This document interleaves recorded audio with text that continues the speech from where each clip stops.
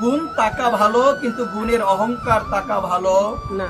নয়, এটি কখনোই ভালো নয়। তো এই জায়গায় শোনালেন যে অনন্ত দোষ ভক্তির পথে বাধা, অনন্ত গুণ বাধা। এই কথাগুলো মনে পড়ে খুব, আমরা কোথায় বা তারাই কোথায় আছে। রাধাকুণ্ডের এক পাঠক দেন্দ্রী মা, আমরা কোথায় আছি আর তারাই বা কোথায় আছে, যিনি সর্বদা রাধারানীর চিন্তায়, চরণ চিন্তায় সর্বদা থাকেন। একসময় ওনাকে এক জায়গা থেকে পাঠের কথা বলা হয়েছিল, তিনি রাধাকুণ্ডে নিবাস করেন। তাকে তাকে গাড়ি পাঠানো হলো তাকে আনার জন্য, নিয়ে আসার জন্য। যখন আসলো সেই রাধাকুণ্ডের সে পাঠক, উনি বললেন, তোমাদের যে অনুষ্ঠান, সে অনুষ্ঠানের প্রচারপত্র একটু আমাকে দাও তো, একটু আমাকে দাও। এই কথা বলার পরে যখন সেই বাবাকে প্রচারপত্র দেওয়া হলো, বাবা দেখলেন তার নামের আগে অসংখ্য উপাধি বসিয়ে দিল। অনন্ত শ্রী বিভূষিত বিশ্ববন্দিত পাবন ভূমি শ্রী রাধাকুণ্ড তটস্থিত পরম মহন্ত মহারাজ, পরম বন্ধনীয়, পরম স্মরণীয়, পরম আচার্যপাদ, এতগুলো উপাধি উনি দেখার পরে উনি বললেন, তোমরা চলে যাও, আমি পাঠে যাব না। তোমরা চলে যাও, আমি পাঠে যাব না। বলছে কেন? বলছেন আমার নামের আগে যে উপাধিগুলো লাগিয়েছো, সেই উপাধিগুলো তুমি পাঠের মধ্যে বসিয়ে দাও বেশাসনে। আমি যাব না। যদি ব্রহ্মও এসে বলে, আমি আর যাব না সেখানে পাঠ করার জন্য। আর আমরা পাঠ করতে গিয়ে আগে ব্যানারটার দিকে তাকাই যে আমার নামের আগে কি লাগিয়েছে, কি কি উপাধিগুলো দেওয়া হয়েছে। অনন্ত শ্রী বিভূষিত ভক্ত প্রবর শ্রী চয়ন কৃষ্ণ দাস, এরকম নাম যদি না লিখে আমি বলি হ্যাঁ আমার নামটা শুধু এমনি দিয়ে দিল, আমরা কোথায় আছি আর তারাই বা কোথায় আছে। গুণ থাকা ভালো, গুণের অহংকার থাকা ভালো। কীর্তনে পারদর্শী এটা ভালো, কথায় প্রেজেন্টেশনও পারদর্শী এটা ভালো, কিন্তু এটার অহংকার কখনো ভগবানকে লাভ করতে আমাদের দিবে।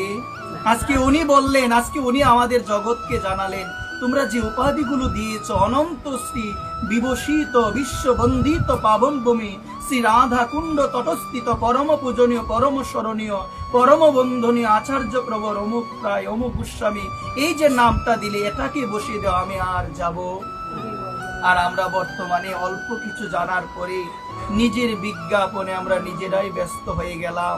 নিজের বিজ্ঞাপনে আমরা ব্যস্ত হয়ে গেলাম যে আমাকে কত মানুষ চিনেছে, আমাকে কত মানুষ জেনেছে, আমার গুণের অহংকার, কত মানুষ আমাকে জেনেছে, আমাকে মানুষ প্রশংসা করে।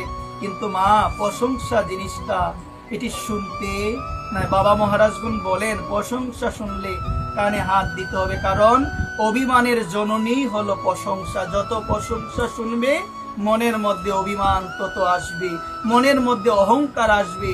আর একবার যদি মনের মধ্যে অভিমান প্রবেশ করে মা, আমি অধম, কখনো সেই ভগবানের শ্রী চরণ পদ্ম লাভ করতে আমি পারবো না, কখনোই পারবো না। এই জন্যই বলছেন প্রশংসা হলো অভিমানের জননী। যখন নিন্দা হবে আমরা হয়ে গেলাম উল্টো। মহাজন বলে নিন্দা শুনো ভালোভাবে, নিন্দা শুনো কিন্তু প্রশংসা শুনিও না। আর আমরা যেখানে প্রশংসা হয় সেই জায়গায় আমরা যেতে চাই, যেখানে ভালোবাসা পাই সেই জায়গায় যেতে চাই, যেখানে ভালোবাসা নাই সেই জায়গায় আমরা যাই না। কিন্তু শাস্ত্র জানালেন, যেখানে তোমাকে সম্মান করে না তুমি সেই জায়গায় যাও, সেই জায়গায় গেলে মনে হবে আমার মতো অধম জগতে আর কেউ, আমার মতো অধম জগতে আর কেউ না। এই জন্য সুধীবৃন্দ, আপনাদের রাতুল চরণে এই নিবেদন, গুণ থাকা ভালো, গুণের অহংকার থাকা ভালো। আজকে জানিয়ে দিলেন, যদি ব্রহ্মও আসে, ব্রহ্মা এসেও যদি বলে পাঠ করার জন্য, আমি যাব না। তোমরা যে উপাধিগুলো দিয়েছো সেই উপাধিগুলোকে বসিয়ে দাও। আমরাও কোথায়, তারাও কোথায়। আমরা তো নামের আগে ব্যানারের মধ্যে যদি লিখে বিভিন্ন উপাধি, আমরা তো মনে মনে কি খুশি, আগে ব্যানারটার দিকে তাকাবো, বাবা আমার নামে এত কিছু লিখেছে, আমি গর্বে গর্বান্বিত হয়ে। এটি উচিত নয়, কদাপি কখনো এটি উচিত নয় মা, উচিত নয়। এই জন্যই তো বলছেন, গুণের অহংকার যেন হৃদয়ে কখনো না আসে।